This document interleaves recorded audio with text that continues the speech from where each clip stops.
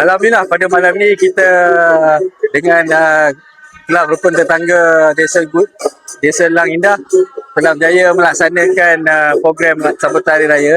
Cuma yang menarik pada hari ini adalah dengan kehadiran kaum-kaum lain.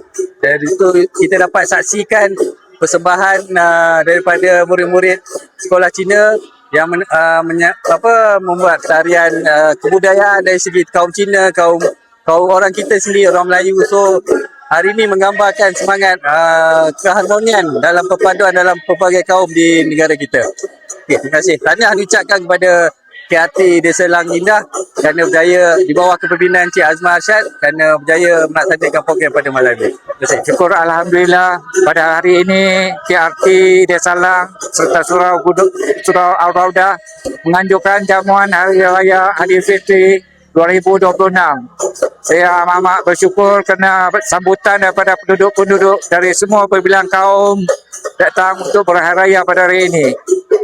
Ucapan terima kasih saya kepada penduduk-penduduk serta AJK yang betul-betul lumus bergotong royong menyiapkan juada pada malam ini. Syukur Alhamdulillah semuanya berjalan lancar.